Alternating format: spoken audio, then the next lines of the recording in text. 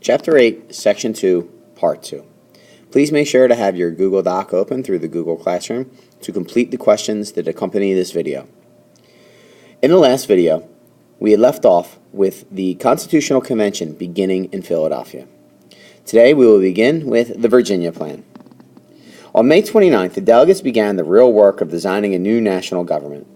Presiding over the convention, George Washington recognized Edmund Randolph as the first speaker. Randolph offered a plan for a whole new government. The plan became known as the Virginia Plan. Madison, Randolph, and the other Virginia delegates had drawn up the plan while they waited for the convention to open. The Virginia Plan proposed a government that would have three branches. The first branch of government was the legislature, which made the laws. The second branch was the executive, which enforced the laws. And the third branch was the judiciary, which interpreted the laws. The Virginia Plan proposed a legislature with two houses. In both houses, the number of representatives from each state would be based on the state's population or its wealth. The legislature, or as today we know it as Congress, would have the power to levy, meaning raise taxes, regulate commerce, meaning business or trade, and make laws, quote, in all cases where the separate states are incompetent, or meaning unable. The Virginia Plan led to weeks of debate. Because they had larger populations, larger states supported the plan. It would give them greater representation in the legislature and therefore more power. The smaller states opposed this plan. They worried that the larger states would end up ruling the other states. Delaware delegate John Dickinson voiced his concerns of the small states. Some of the members from the small states wish for two branches in the general legislature and are friends to a good, strong national government. But we would sooner give in to a foreign power than submit to be deprived, in both branches of the legislature, of an equal suffrage vote, and thereby be thrown under the domination of the larger states. Pause the video for a minute, rewind, and re-listen to that quote. This time, analyze it with our SOAPS acronym. Think about who was the speaker, what was the occasion, what was the audience, what was the intended purpose, to entertain, inform, or persuade, and what was the subject or main idea behind that primary source quote. Analyze it, and then restart the video when you're ready.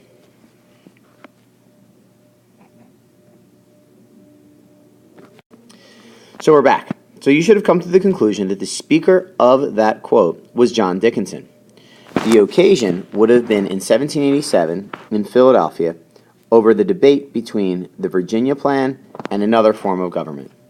The audience would have been the remaining delegates in the Constitutional Convention, and the purpose would have been to persuade. Persuade about what? Well, that's the subject or the main idea.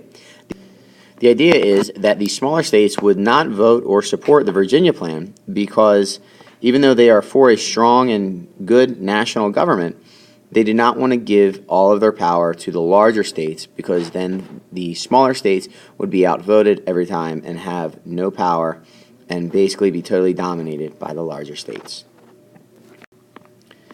The New Jersey Plan. In response to the Virginia Plan, New Jersey delegate William Patterson, you may have heard of him, presented an alternative on June 15th. The New Jersey Plan called for a legislature with only one house. In it, each state would have one vote. In providing equal representation to each state, the New Jersey Plan was similar to the Articles of Confederation. Even though the New Jersey Plan gave the legislature the power to regulate trade and to raise money by taxing foreign goods, it did not offer the broad powers proposed by the Virginia Plan. The delegates voted on these two plans on June 19th. The Virginia Plan won and became the framework for drafting the Constitution. During the rest of June, the delegates argued over representation in the legislature. Emotions ran high as the delegates struggled for a solution. In desperation, the delegates selected a committee to work on a compromise in early July. The committee offered the Great Compromise. Some people also refer to it as the Connecticut Compromise. To satisfy the smaller states, each state would have an equal number of votes in the Senate. To satisfy the larger states, the committee set representation in the House of Representatives according to the state populations. So that's why today, each state gets 2 senators. Therefore, for 50 states, there are 100 senators in the Senate. and the House of Representatives gets a number of representatives based on the state population. And today there are 435 representatives or congressmen or congresswomen in the House of Representatives.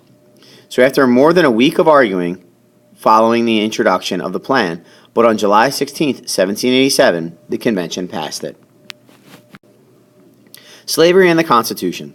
Because the representation in the House of Representatives would be based on the population of each state, the delegates had to decide who would be counted in that population.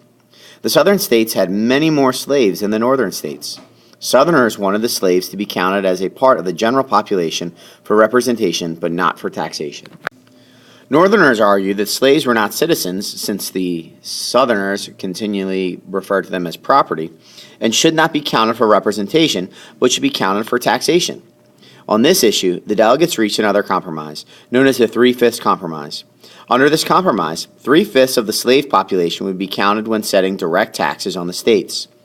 This 3/5 ratio also would be used to determine representation in the legislature. In other words, a slave was basically considered 3/5 of a human being. The delegates had another heated debate over the slave trade. Slavery had already been outlawed in several northern states. All of the northern states and several of the southern states had banned the importation of slaves. Many northerners wanted to see this ban extend to the rest of the nation, but southern slaveholders strongly disagreed. The delegates from South Carolina and Georgia stated that they would never accept any plan, quote, unless their right to import slaves be untouched. Again, the delegates settled on a compromise. On August 29th, they agreed that Congress could not ban the slave trade until 1808. Regulating trade. Aside from delaying any ban on the slave trade, the Constitution placed few limits on Congress's power to, quote, regulate commerce, meaning business, with foreign nations and among the several states and with the Indian tribes. Most delegates were glad that Congress would regulate and even promote commerce, meaning business. After all, commercial problems were the main cause of the Annapolis Convention back in 1786. Southerners, however, succeeded in banning Congress from taxing exports because Southern economies depended on exports. Those are the products that are being shipped out and sold in foreign countries. The Commerce Clause also showed the shadowy status that Native Americans had under the Constitution. They were considered neither foreign nations nor a part of the separate states. The Constitutional Convention continued to meet into September, and on Saturday, September 15, 1787, the delegates voted their support for the Constitution in its final form. On Sunday, it was written out on 4 sheets of thick parchment. On Monday, all but 3 delegates signed the Constitution. It was then sent with a letter signed by George Washington to the Confederation Congress, which sent it to the states for ratification or approval. In the next video, we will see about the debate over ratification. Okay, at this point, not only should you be able to have answered all of the questions that are on your Google Doc and be able to turn it in through the Google Classroom, but you should also be able to answer a few questions. First, what was the relationship between the Annapolis Convention and the Constitutional Convention? Next, what is the significance of the date 1787? Third, how did the Constitutional Convention reach a compromise on the issue of slavery? Finally, this is a critical thinking question, how did the delegates at the convention differ on the issue of representation in the new government? Keep in mind that the large states and the small states, the Virginia Plan, the New Jersey Plan, and the Great Compromise.